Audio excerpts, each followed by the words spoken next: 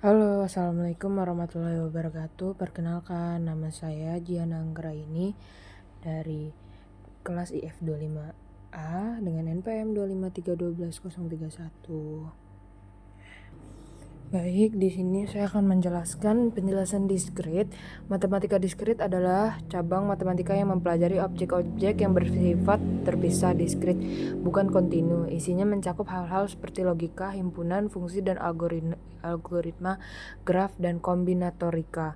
Bidang ini banyak dipakai dalam informatika karena membangun dalam merancang algoritma, struktur data, pemrograman, dan memahami cara bekerja komputer yang juga bersifat diskrit biner. Pengertian peluang.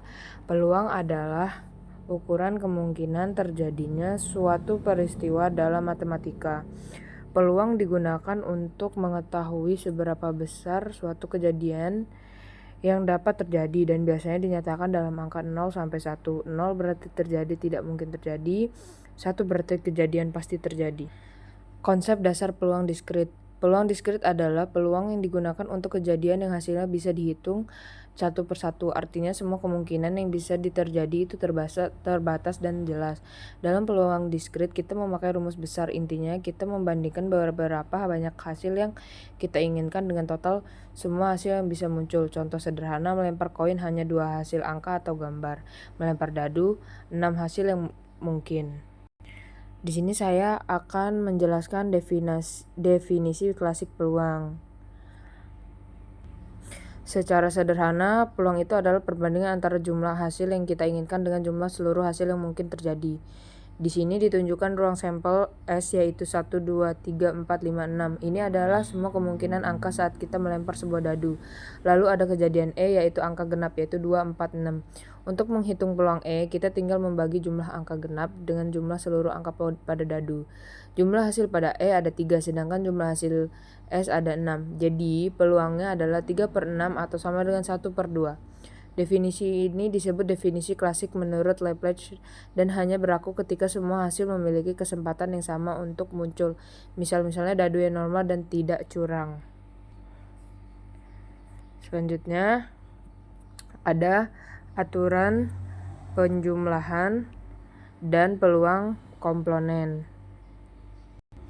Aturan penjumlahan dan peluang komponen ini adalah yaitu untuk penjumlahan dan peluangan komponen. Yang pertama adalah aturan penjumlahan. Aturan ini digunakan ketika kita ingin mencari peluang terjadinya kejadian E1 atau E2.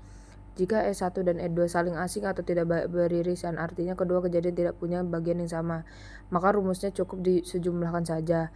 PE1 E2 PE1 plus PE2. Tapi kalau E1 dan E2 tidak saling asing atau beririsan, artinya ada bagian yang sama, maka kita harus mengurangi bagian irisan itu supaya tidak dihitung 2 kali. Rumusnya menjadi PE1 E2 PE1 plus PE2 PE min PE E2. Selanjutnya kita masuk ke peluang komplement. Peluang komplement adalah peluang bahwa suatu kejadian tidak terjadi. Rumusnya sederhana yaitu PE pangkat C sama dengan 1 min PE. Misalnya pada contoh peluang pendapat minimal 1 kepala dari 3 lemparan koin lebih mudah dihitung dengan cara mencari peluang tidak mendapat kepala sama sekali. Artinya semua ekor, lalu hasilnya tinggal dikurangin dari 1. Jadi aturan penjumlahan dipakai untuk kejadian gabungan, sedangkan peluang komplement dipakai untuk mencari peluang kebalikan dari sebuah kejadian. Selanjutnya ada peluang bersyarat dan kejadian independen. Jadi yang pertama, peluang bersyarat. Peluang bersyarat adalah peluang terjadinya suatu kejadian A dengan syarat bahwa kejadian B sudah terjadi. Jadi ruang sampel kita tidak lagi seluruhnya tetapi hanya bagian yang memenuhi B. Rumusnya adalah PAB. Artinya kita melihat bagian yang merupakan irisan antara A dan B lalu membaginya dengan peluang terjadinya B. Konsep ini sangat penting dalam analisis data dan kecerdasan buatan termasuk dalam teorema Bayes. Selanjutnya kita masuk kejadian independen. Dua kejadian A dan B disebut independen jika terjadi salah satunya tidak memengaruhi peluang terjadinya kejadian lainnya.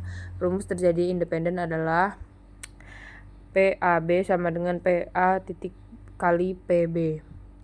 Contohnya seperti melempar 2 koin, hasil lemparan koin pertama tidak memengaruhi apapun terhadap lemparan koin kedua sehingga keduanya independen.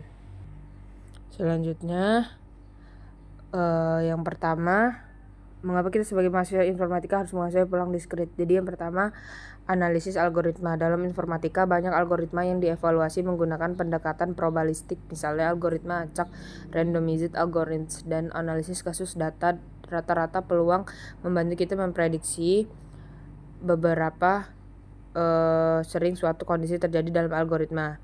Yang kedua ada keamanan kriptografi. Sistem keamanan digital seperti ekspresi atau password hashing tergantung pada konsep peluang dan bilangan acak.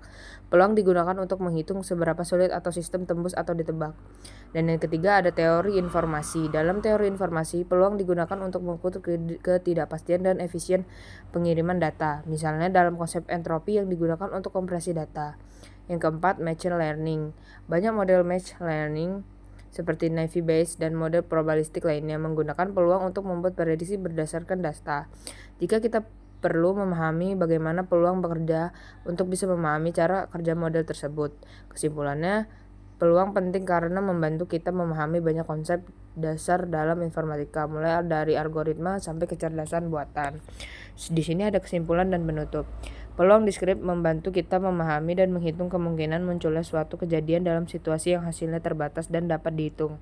Dengan memahami konsep dasar seperti ruang sampel titik, peluang yang lebih kompleks di tahap berikutnya. Peluang diskrit adalah peluang yang dihitung dari hasil yang jumlahnya terbatas dan dapat dihitung satu persatu.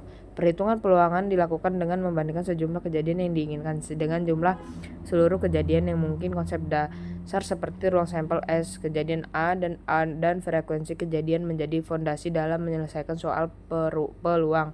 Pemahaman peluang diskrit sangat penting untuk analisis data, statistik dasar, dan logika matematika lainnya.